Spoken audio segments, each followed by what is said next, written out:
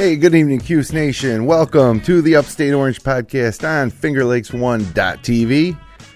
I'm Jim Sinicropi, live inside the FingerLakes1.com studios in downtown Seneca Falls, New York on Sunday night, December 18th, 2016. Merry Christmas, everybody. Not such a merry feeling in the Carrier Dome, though, on Saturday. Embarrassing loss to Georgetown in the Dome on Pearl Washington Day, no less. Pretty disgusted by it all. We're going to talk about it tonight in our Big Five topics. We'll talk about our fondest memories of Dwayne Pearl Washington. For Brad and I, who I'll be bringing into the show here, we were in sixth grade, I think, when Pearl came to Syracuse, and everybody loved the Pearl. So we'll share some of our memories. We got some great Orange trivia, courtesy of the professor, Brad Conner, in just a moment. First, I got to tell you that the Upstate Orange podcast is brought to you by Generations Bank, with locations in Auburn, Farmington, Geneva, Phelps, Seneca Falls, Union Springs, and Waterloo. Be sure to check out their mobile banking app or visit them online at mygenbank.com. And Brad,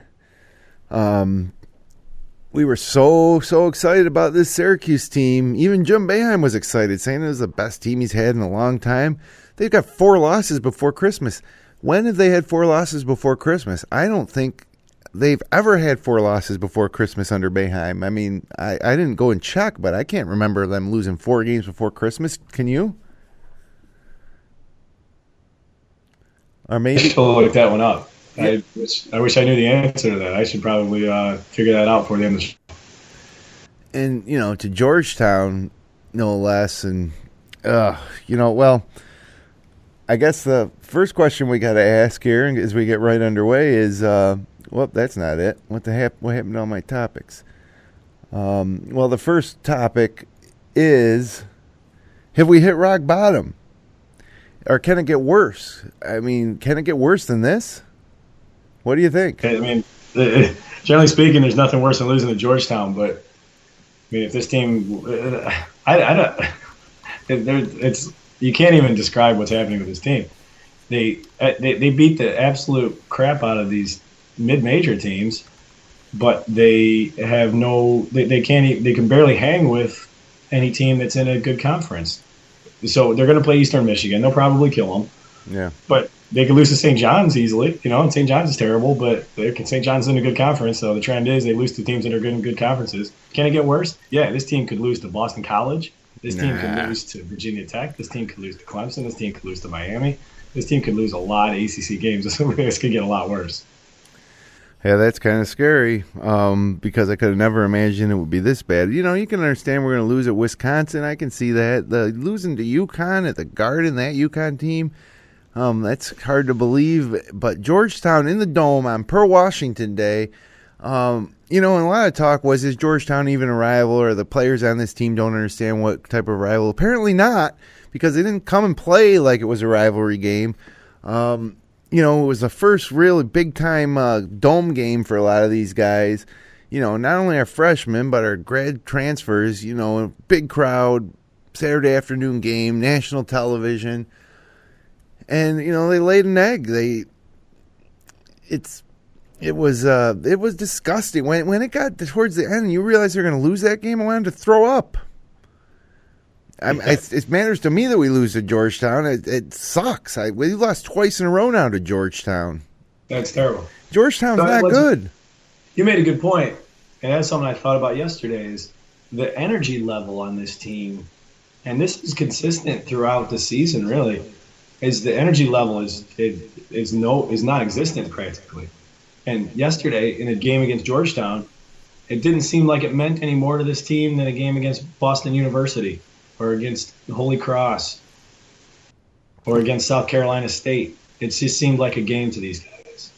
And as anybody who's followed this program and who's lived and breathed this program for as long as you and I have, and many more that have gone even further than us, that's indescribable, the Georgetown game.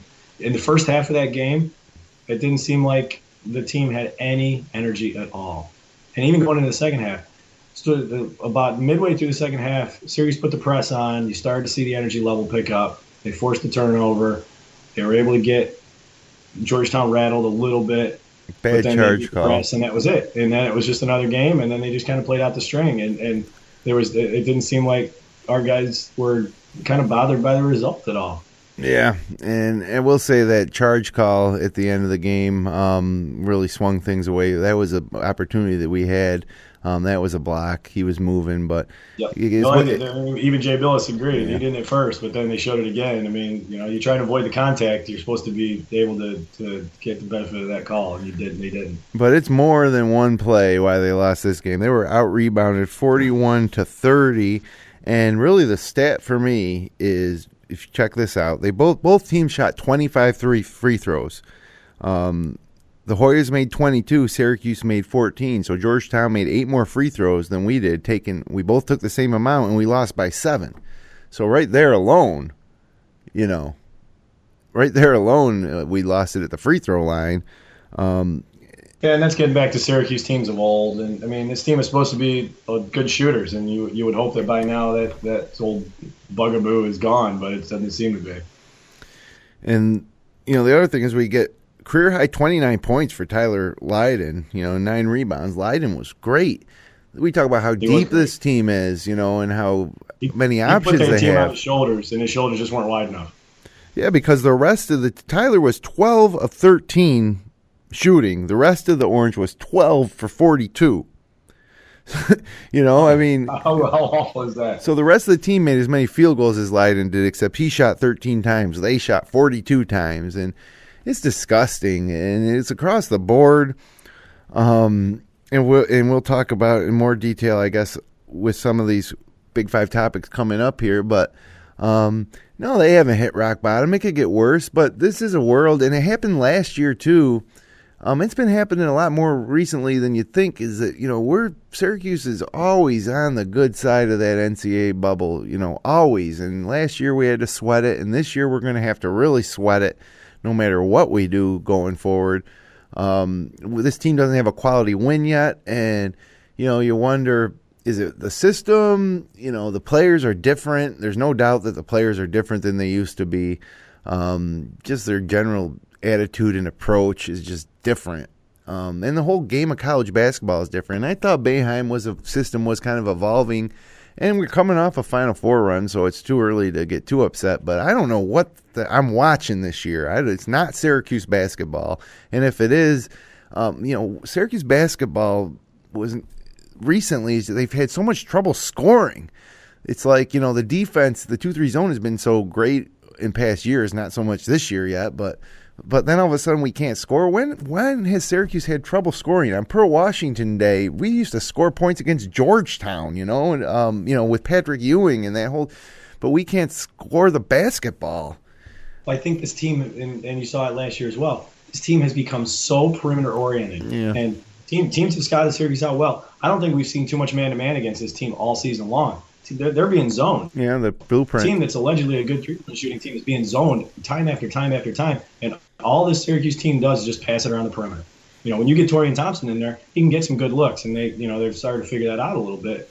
But at Neuters, Dajuan Coleman, he can't do anything. Tyler Roberson's he barely might as well not even be on the team anymore. And so all they do is just chuck it around the perimeter and wait for their best three-point look. Yeah, in yesterday's game, I just looked it up. They had 23-point attempts and 37 two-point attempts. So that was a little bit more in balance. That UConn game, they shot just as many threes as twos. I mean, that's crazy. It's crazy. And I mean, it's just not even fun basketball to watch. No. You're just watching the jump shooting contest. Yeah. I like fast breaking basketball. I like to be, have power guys inside and out, and you can work the inside game. I don't mind a 3-pointer occasionally. And when your whole offense is predicated on that, that's number one. It's a recipe for disaster if you're not a 40+% shooting 3-point team. Yeah. And number two, it's just boring. Yeah, and that's a recipe that mid-majors use to upset majors. Jacking up the threes. It's not something that a program that recruits top 100 talent, to the hill every year should have to rely on. And you talk about Torian Thompson being our best inside scoring threat. That might be true, but isn't that kind of sad? It's very sad. Very sad. You got a fourth-year senior in Tyler Roberson. You got a fifth-year senior in Duane Coleman, and those guys are complete non-entities against the zone defense. Well, we're going to talk about what's going on with Roberson in a second here, but first, Jim Boeheim said in his press conference that if Frank Howard doesn't play better, we're not going to win. That's the bottom line. And part of me might agree with that statement if there was some rule that you had to play Frank Howard, but in a lot of these Syracuse, that UConn game and this Georgetown game, I was like, get Howard off the court. He's single-handedly blowing this game. Frank Howard took the ball. He took the ball in one possession, key possession in the second half yesterday, and he was dribbling guarded by a Georgetown player, and he just dribbled it out of bounds. The ball. And it's like, what did he just do? Like, I wouldn't expect my 11-year-old daughter to make that mistake in her rec league game. It's the kind of play that my fifth graders do. Yeah. And absolutely. That's exactly what I thought when I saw that. And we get excited about Frank Howard when we see him do good things, which generally against like Boston University or, North Florida, he looks good. But he's plays terrible in these big games, mistake after mistake. And what I don't understand is why is Boeheim leaving him on the court? Why is he, go with Gillon? And, Gillon didn't have the best game ever. Gillon would get to the hole and not finish. And we could talk about Gillon, but I feel a little better with Gillon out there than Howard because Howard's straight up turning it over, making bad decision after bad decision. What I'm seeing from Frank Howard's no different than we saw with Caleb Joseph the last 2 years. It's a complete crisis of confidence with the guy.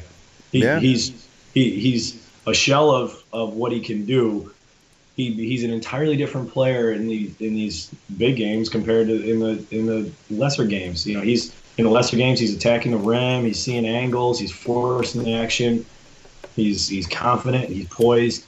He'll have a loose dribble occasionally, but you like what you see from him. That's the confidence that we had from the beginning of the season to say, yeah, wow, this team can be really good when you see that type of point guard play. You see what you saw yesterday. You see the same guy that you saw against Wisconsin, against UConn. That's an entirely different player. That's a player that doesn't belong on the court in a game like this.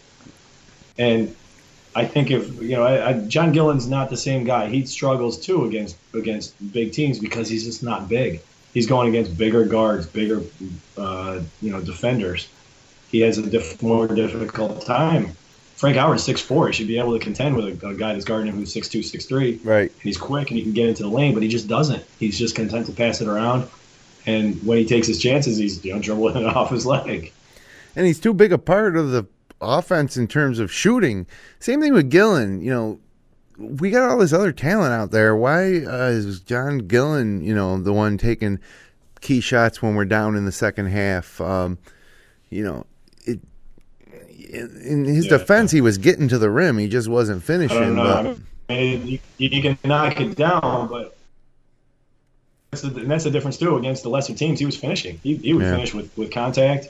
He would take it up against big guys, and for whatever reason, now it's just not happening. He can get to the rim. He's either getting blocked or somehow it's coming off, and they're not getting the rebound. It's a weird like Jekyll or Hyde with these guys. Yeah, they'll play tomorrow night against Eastern Michigan, and they'll all be great, and they'll probably score 95 points. Yeah, right. And we'll say, where is that team against Georgetown? Where is that team against UConn or Wisconsin?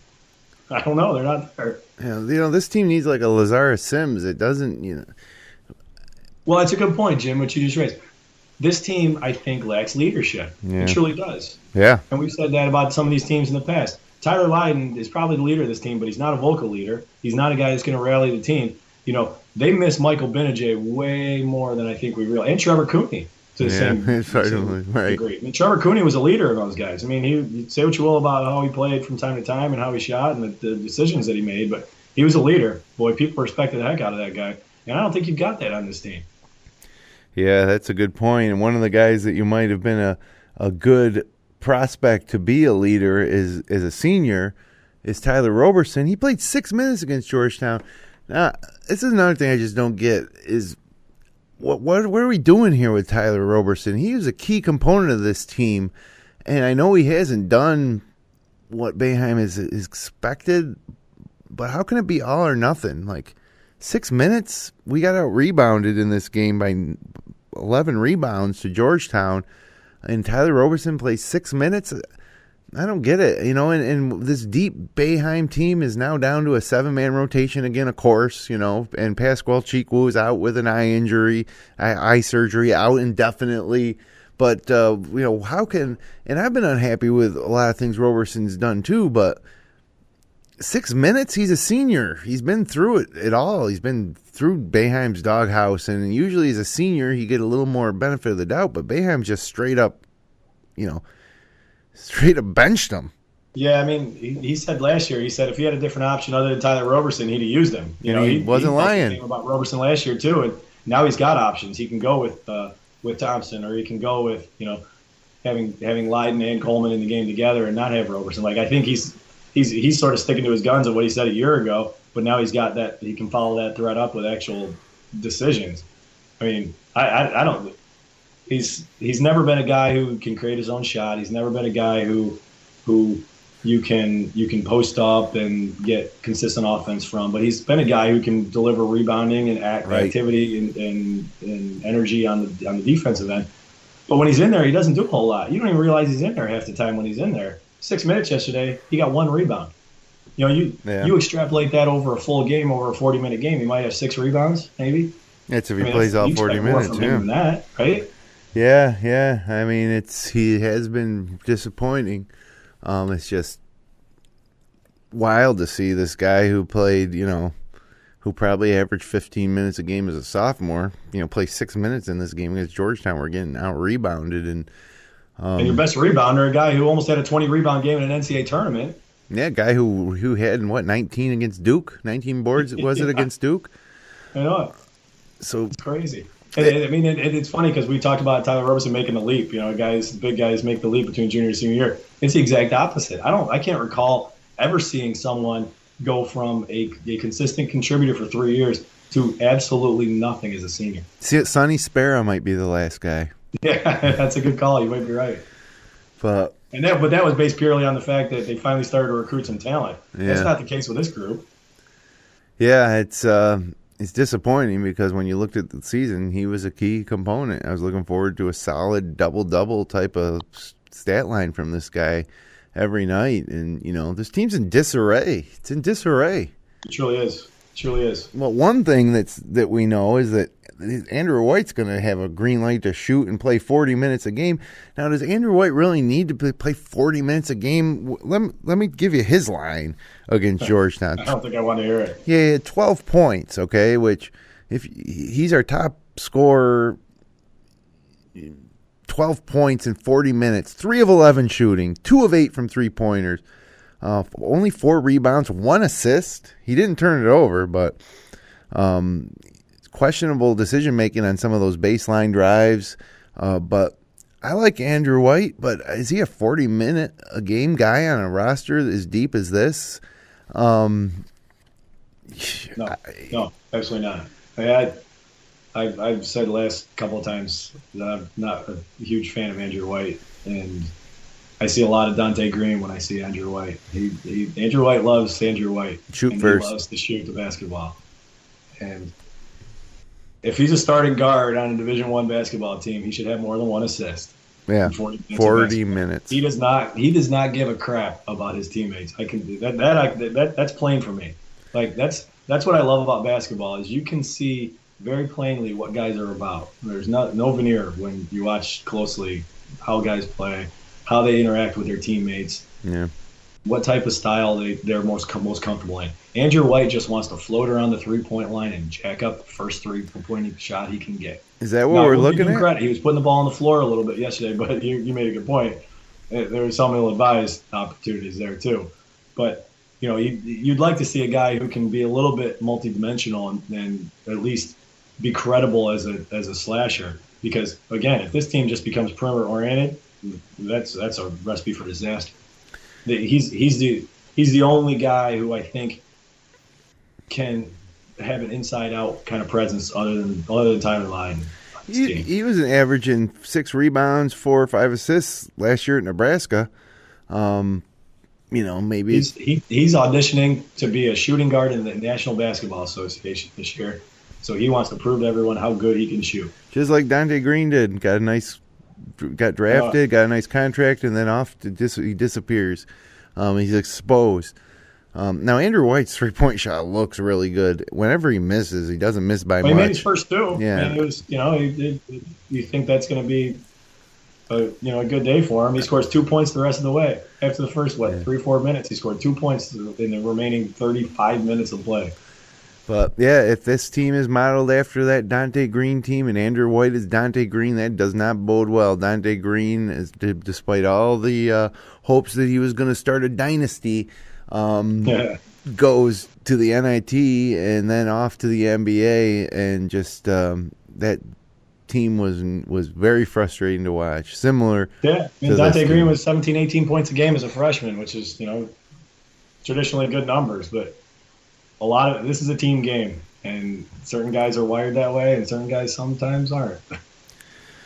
Well, this got me to thinking, because I got a little bit of, I guess you'd call it Big East envy. I see Villanova being top-ranked team in the country. I see these great Big East battles. Providence is strong this year, too, and,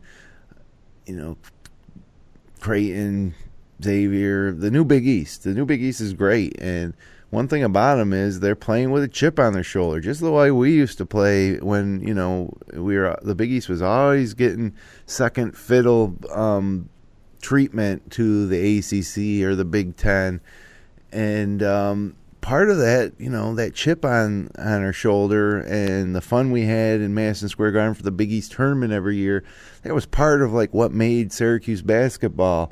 And it's definitely different now. And so, the fifth topic is, has this move to the ACC hurt our basketball program? Now, I'm not going to argue that it was not a good move to make for football, because who knows where we'd be right now with our football program. We'd probably be an independent, right? And overall, the Olympic sports and all that stuff and all the extra money that's coming into the school, the move to the ACC, our hand was forced. It was a good move overall. But for our basketball program, it doesn't fit. We just don't fit in that dumb league. And I want to be playing against Villanova and St. John's and Georgetown and Butler and Creighton and Xavier and Providence and Seton Hall. That's who I want. That's the brand of basketball and the style of basketball, and I want to root for my conference mates, and all that's gone. And I think overall that the move to the ACC hurt our basketball program. There's only one game that anybody cares about nationally for Syracuse anymore, and that's Syracuse-Duke. Maybe Syracuse-North Carolina a little bit too, but back in the Big East days of Big Monday, I mean. And recruits too. They love to play they love seeing those Big East games. I know they did. These Northeastern recruits, and it's just different. We're losing our identity. And yeah, we did go to the Final Four last year, but it was a rough regular season, and this is a rough regular season too. And I'm just still depressed about the fact that we're playing ACC basketball. And I don't know if you feel the same way. Tell me I'm crazy. You're not crazy at all. I feel the exact same way. We grew up on the Big East. That will always be our favorite era of Syracuse basketball. I don't see that ever changing. Syracuse is sort of an afterthought in the ACC. Sure. And even though they were a Final Four team last year, the ACC is going to market their programs. They're going to market Duke, and they're going to market North Carolina, and they'll probably market Louisville, because Louisville is good at football and basketball, and they've got Rick Pitino, and they are a little bit more flashy than Syracuse is. They're going to market Virginia because Virginia's been successful, but they also market the teams that grew up in that league. And this team is a newcomer to the league. I don't see from a basketball standpoint that it's any better than it was. We all know why it had to happen. It had to happen because of football, and they continue to be relevant. Yeah. But from a basketball standpoint, the Big East was just as good a league as this one is. It's not helped. I'm not sure how much it's hurt, but I do think that this is a Northeastern school and a Northeastern program, and they've always recruited guys from the Northeast, and the competition's always been Northeastern schools. Providence and Seton Hall and Villanova and Georgetown. I mean, that's sort of the sweet spot of this program. As much as we kind of thought this is a national program, and it kind of should be, it's still a Northeastern program. And so it's not a team that should compete against teams from Georgia and Florida and Virginia and South Carolina on a regular basis. But yet it's required to do so now. Yeah. So it's never going to feel right. It's never going to be right. But then again, my 12-year-old son, his main recollection is Syracuse is an ACC team. So this is the new era of Syracuse, and we've just got to accept it. It's not helped. I don't think it's hurt. I mean, because they've been to a Final Four, but I think we still have to figure out how this team fits in this conference. Because right now they're a middle of the road pack. They're in the middle. They're a middle of the pack team in this conference. They always have been since they joined. That hasn't really changed. Yeah. Well, kudos to the Big East Conference, basketball conference. Yeah. Like you said, I would love to be in that conference. I love that. Xavier's here in Cincinnati. I watch games because I do ACC games.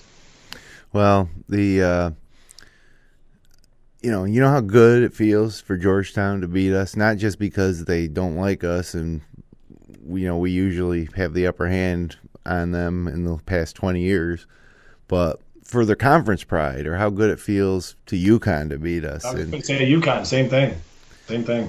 Because there's that perception that Syracuse is in the haves, quote unquote, and that Georgetown and UConn are in the have-nots because they're not a Power Five. But heck, if you can beat those teams, that makes you just as strong. Cincinnati, they have the same claim in the American Conference. It's not a terrible league, but right. You're never going to get the acclaim of the ACC, whether you like it or not.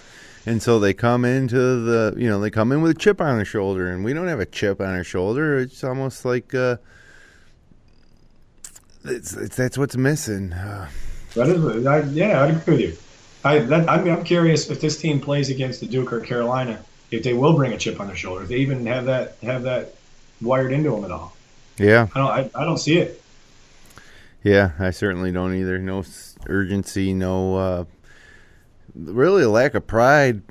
Well, if you're going to let Georgetown come into the Dome in front of 30,000 fans on Earl Washington's day and lose like that, then you're lacking some pride too. Yeah. So, well, let's have a little more fun. Let's go to Connor's Corner Trivia. I have no idea what you have in store for us today, but it's always good. And yeah, let's have some fun. Well, you probably could have guessed, given the festivities yesterday, that we would dedicate our trivia tonight to Dwayne Pearl Washington. Beautiful. One of our favorite Syracuse players of all time. One of everyone's favorite Syracuse players of all time. Sure. And you know what? It's funny, talking about Pearl. I read this the other day. I think Jim Boeheim was quoted as saying, Pearl's a guy that you couldn't describe. You just had to see it. Yep. And I think we can all agree to that. Any of us that lived through that era, loved Syracuse through that era, you just had to see him. And I have a difficult time. My son, who loves basketball, 12 years old, loves Syracuse, has been to a handful of games in his life, even though we live 500 miles away. He doesn't understand Pearl. As much as I've tried to convey that to him, he sees the shake and bake, and he sees some of these things. He sees somebody that's sort of chubby, a little bit slow, can't jump. And but he makes plays. Yeah, you can't explain it to him. It's a hard thing just to articulate to him. And I have some trivia here in front of me, but like even this, like to talk about the facts that surround Pearl, still does it injustice. Yeah, his stats weren't overwhelming by any means. No, not at all. Great assist guy, and unfortunately, not even wins or losses. Yeah, tough break having to play David Robinson in the NCAA tournament his junior year. Right.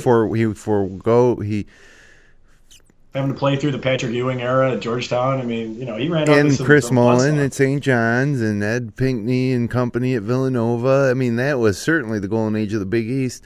And also to not play his senior year, which I'm sure if he could go back, he would have played that senior year. And who knows what could have happened. Certainly national title contenders. But we went to the national championship game without him. That's a great what if. Yeah. We could have that conversation over beer sometime. Of what would that team have been like with Pearl, and with Sherman Douglas having taken a back seat to Pearl? Yeah, and what would Sherman Douglas's whole career have been like? He would have lost a sophomore year backing up Pearl.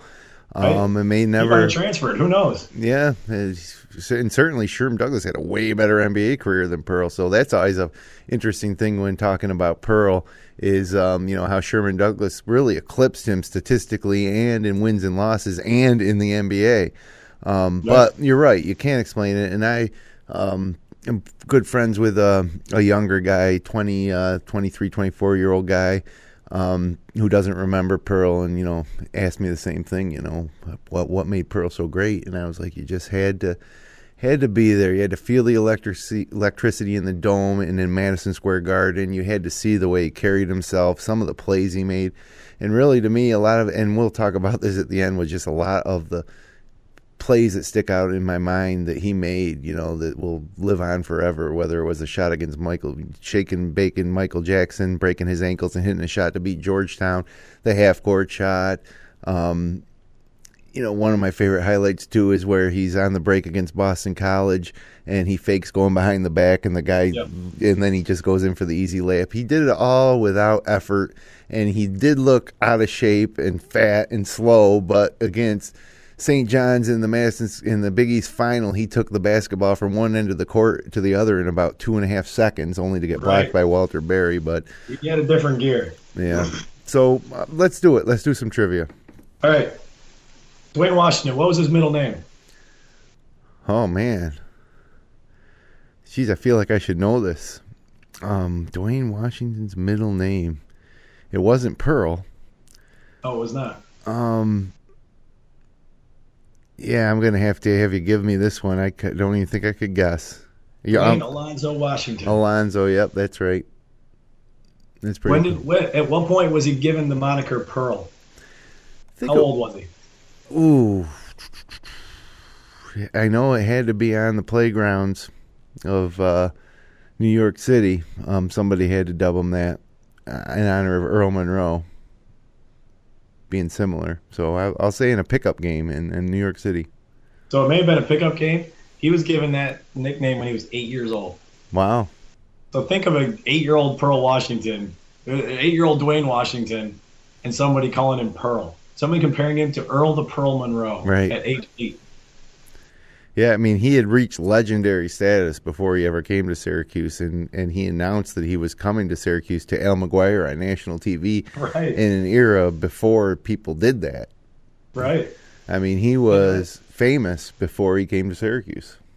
And it was a weird thing with Pearl because, he loved the electricity, but he was never like a braggart or anything, but he was a showman. And that's almost a weird kind of dichotomy of a man that loved to be in the spotlight yet didn't humble. That didn't welcome it. It was humble, but it's a hard thing to describe still. He shone the brightest in the spotlight, but he never sought the spotlight, I guess is a good way to put it. Yeah. But he welcomed it. Yeah. He was certainly comfortable under the bright lights of the Madison Square Garden or in front of 30,000 people at the Dome. Absolutely. Yeah. What high school did Dwayne Pearl Washington go to? Boys and Girls. Correct. Boys and Girls High School. In what borough? Brooklyn. Correct. What professional teams did Pearl Washington play for in his career? Drafted by the Nets, signed a contract with Avia sneakers, and then he spent some time with the Miami Heat. And I think that's it, right? Well, technically, no. Played except for professional. I didn't say NBA teams. Oh, professionally. Did he try going overseas? Not to my knowledge, no. So 2 years in the CBA. Oh man, isn't that sad? It is sad. Rapid City Thrillers and the San Jose Jammers. By that time, though, he had really put on a few pounds, I think. Well, and he just didn't have the love for it anymore. Yeah.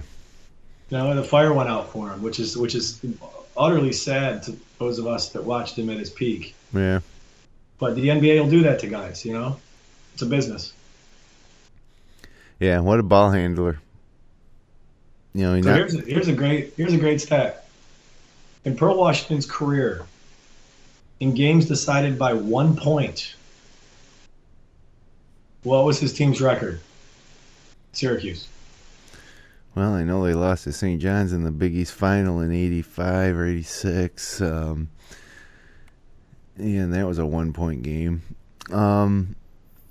Geez, I couldn't come up with the exact number, but I bet that it was well over 500. Significantly well over 500. Their record in 1 point games in Pearl Washington's era was 6-1. Wow.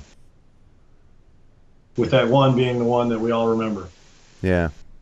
The one I was just talking about against St. John's. True or false? Pearl started all 4 years of high school.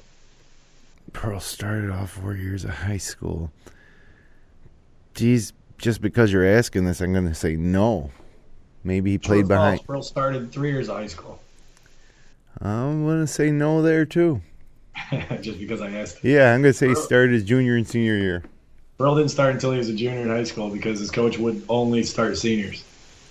Jeez, imagine that. Exception of Pearl's junior year. Imagine that in this day and age. You know what? All right. Let's talk about the records that Pearl holds. Is he first in any statistical category at Syracuse University? If you go to the media guide right now, is he listed first in any category? Jeez. I'd have to say, maybe assists per game, but probably not. I think over his career he averaged about 7 assists per game. That would be the only one I think that he could potentially, because none of the totals, he only played 3 years. He only played 3 years, yeah. So for the career, it would be very difficult for him to have had any of the records. So I'm going to say no, none. There is one category, one statistic. I went through that media guide with a fine-tooth comb today. One statistic where he ranks number 1 in Syracuse history. Well, that statistic is single game turnover. Really? Yeah, he had 11 turnovers against Georgetown in the Big East tournament in 1986. In a winning effort, keep in mind. Wow, 11 turnovers and they won. And that's his sole claim to fame if you're looking at the career records.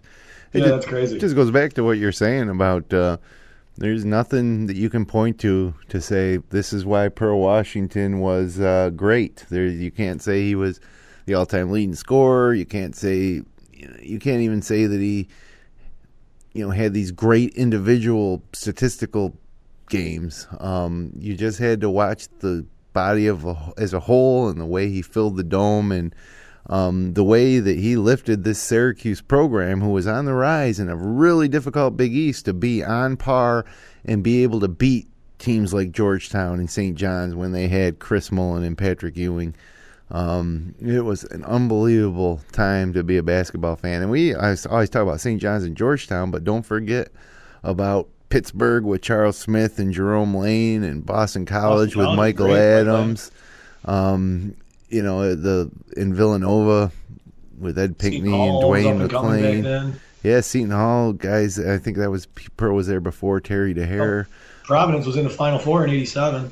Yeah. I mean, the league was incredible, and so without Pearl, I don't know if Syracuse would have ever been in that top tier. During that era, the greatest era, of Big East basketball. Oh, no question. All right, I got a couple more. Where does Pearl rank in the all-time Syracuse assists? Total number of assists. Career. Again, only 3 years, but he did average 6 or 7 a game throughout that stretch. So, well, he's probably not in the top 5 as some of the great 4-year point guards, guys like Jason Hart or trying to think of some, or Sherman Douglas, who obviously is way ahead of him and number 1 on that list.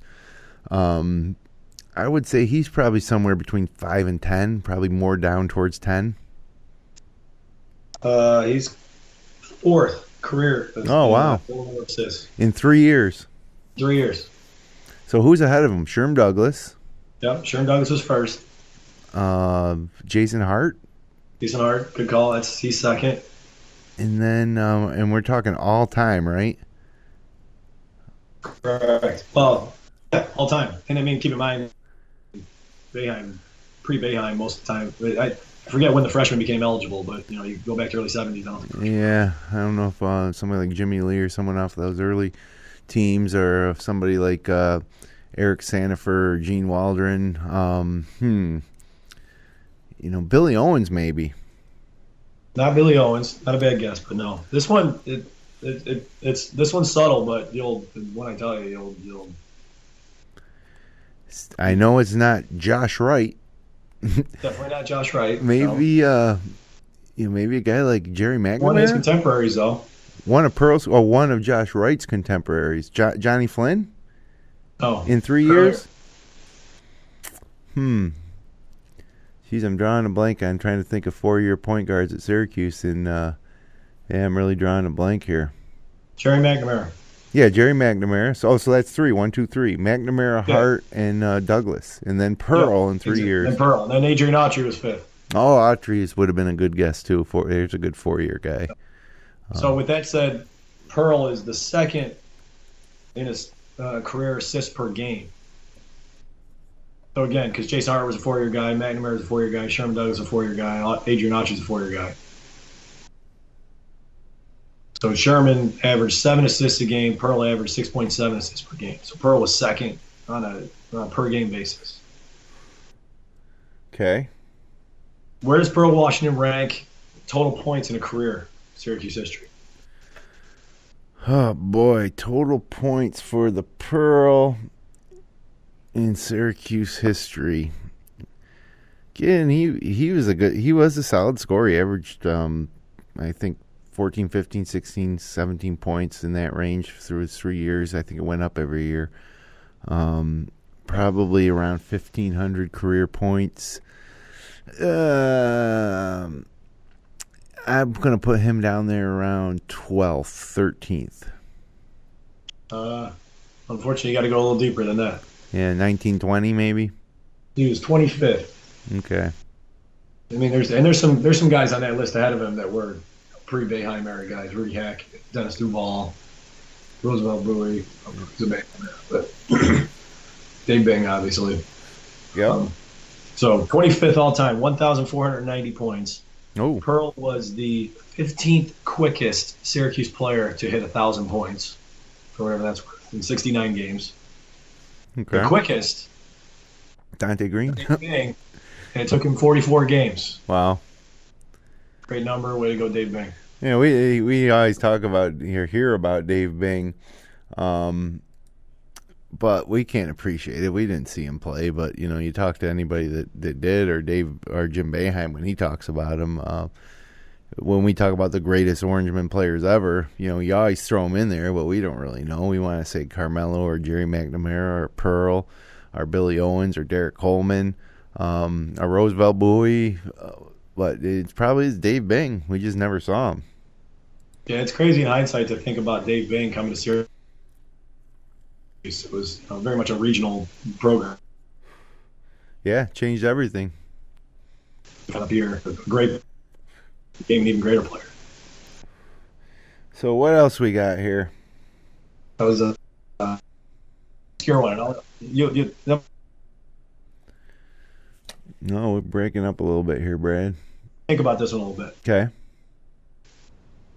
Sorry, it's probably my voice. Well, yeah, I know you're struggling. You're struggling with a cold.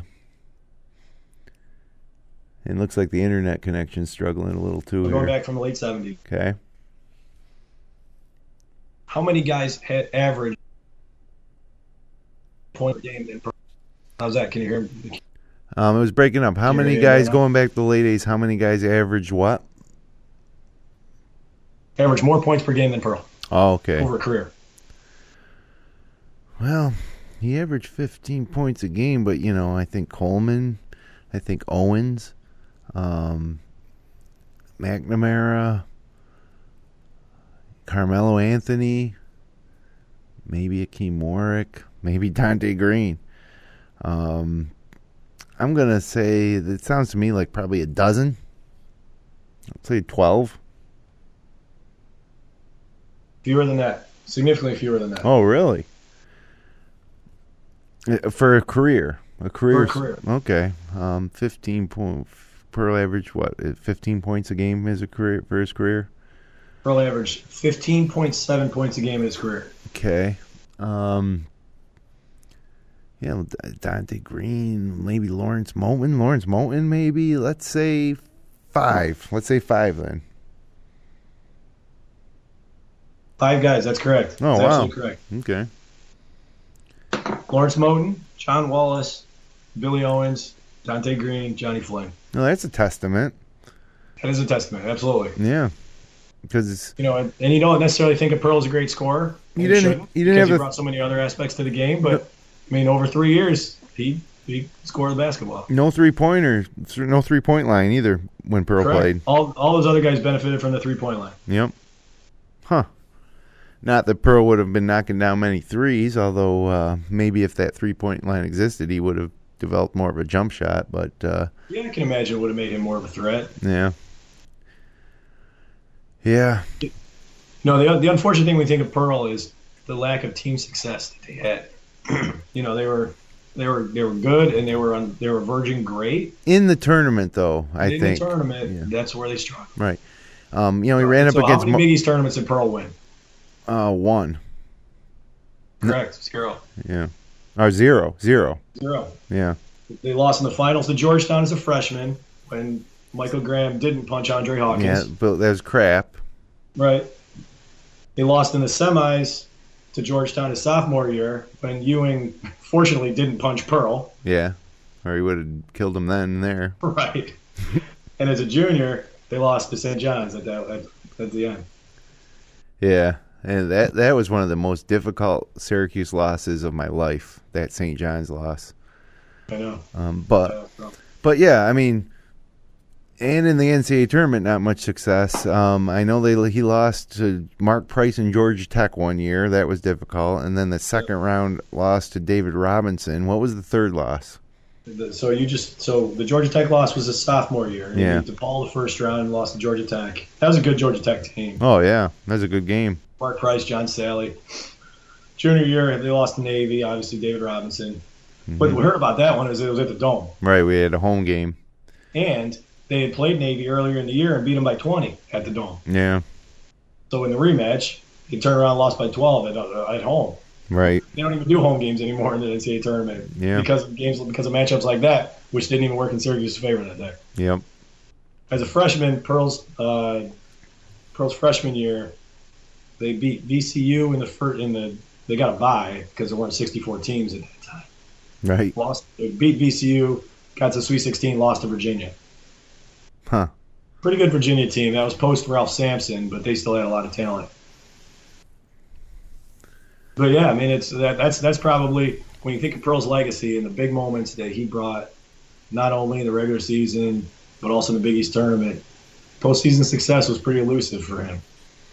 Yeah, most of the great memorable wins, a lot of great memorable losses in the Big East tournament, but that Georgetown and St. John's game in particular. But most of the great memories were, number 1 ranked Georgetown coming to the Dome with Patrick Ewing and Michael Jackson and David Wingate, Horace Broadnax, all those guys.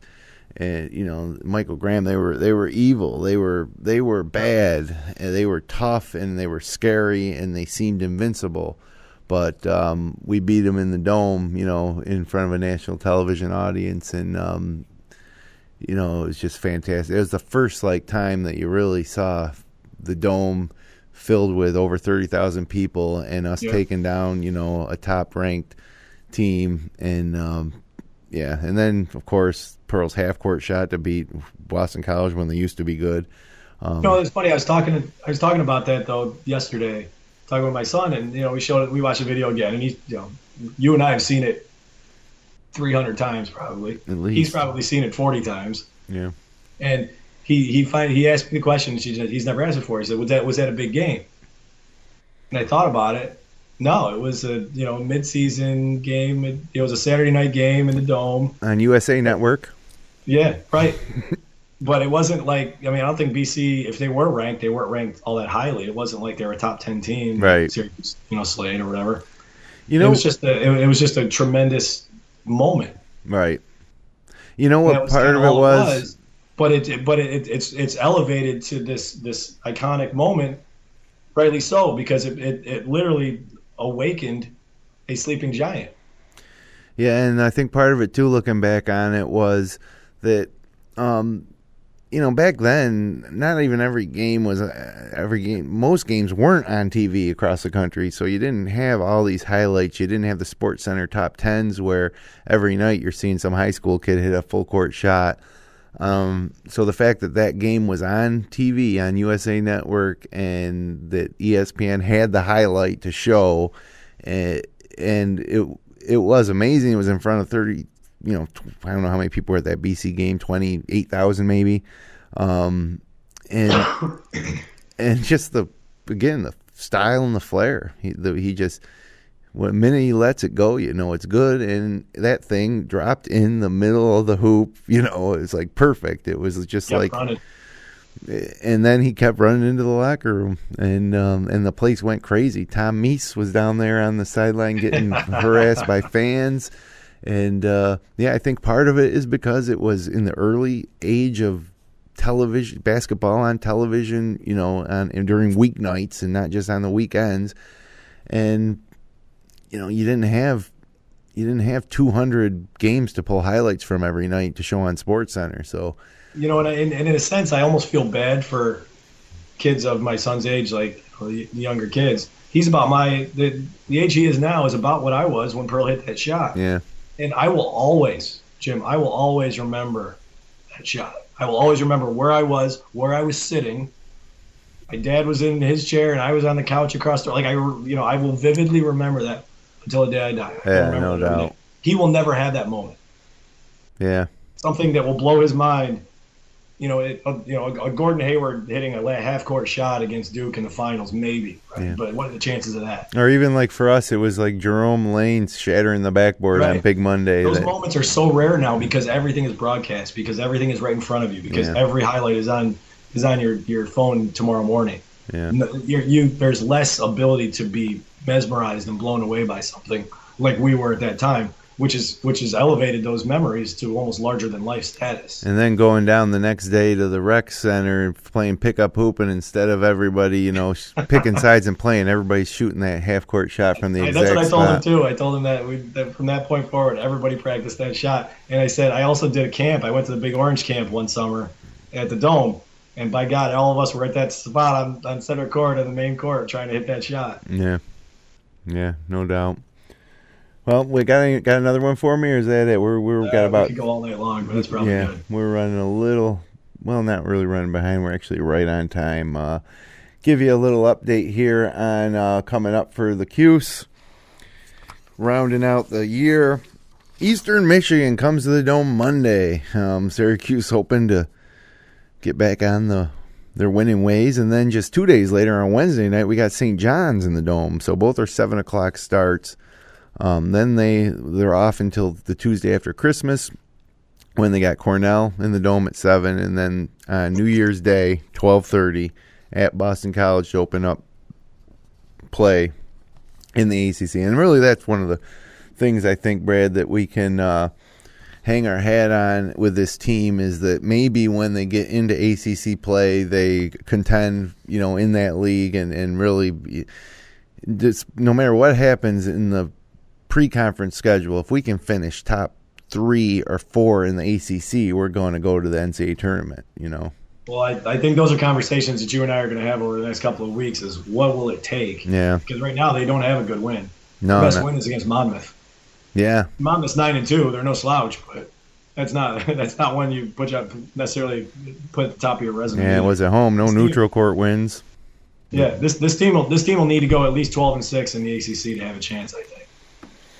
Well, we're coming up here. We just got a couple minutes, and we just talked a lot about the Pearl, and I love talking about the Pearl. But just some of your fondest memories That half-court shot is obviously right up there. Yeah, the half-court shot obviously is always going to be at the top of that list. I wouldn't call it the fondest memory, but one of the most vivid memories was that coast-to-coast against St. John's, and he got the shot blocked. Yeah. And somehow Walter Berry just knew exactly what Pearl was trying to do on that. Another great New York City playground legend. I mean, he was an icon himself. I mean, him and Mullen on the same team.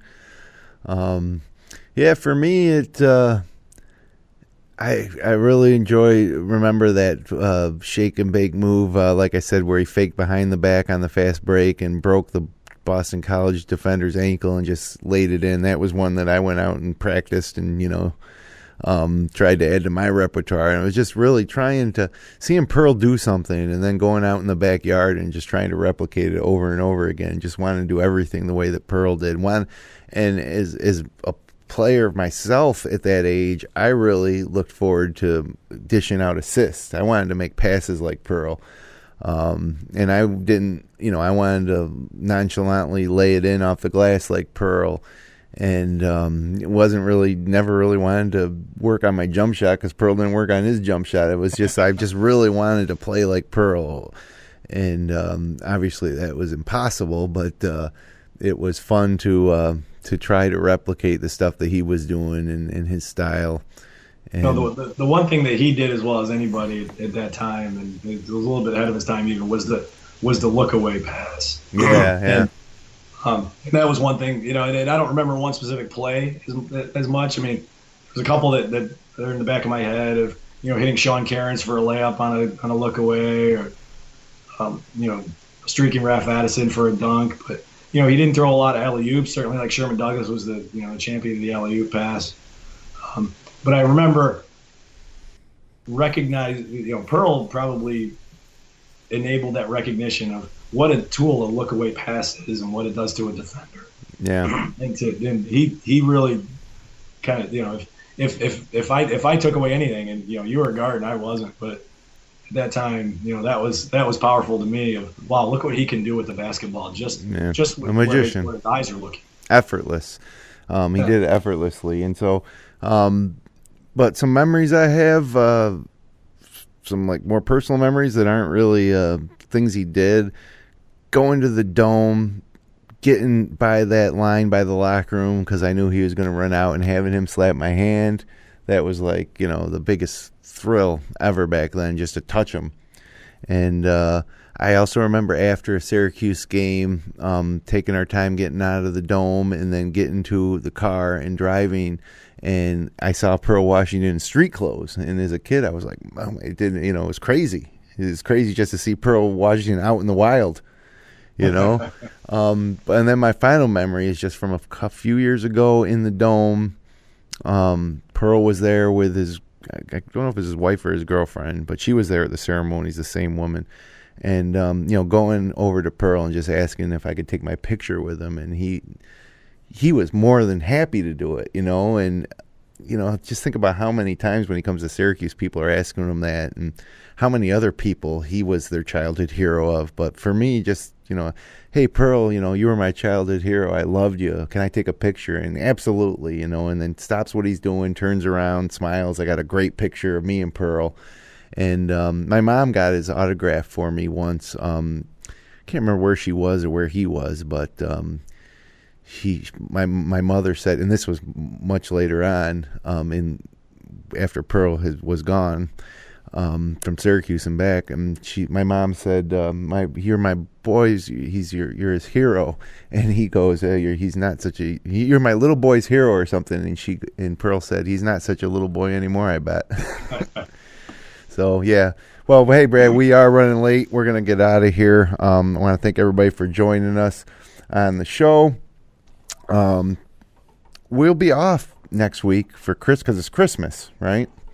But I think we'll probably come back and do a January 1st show on New Year's night, after the Boston College game.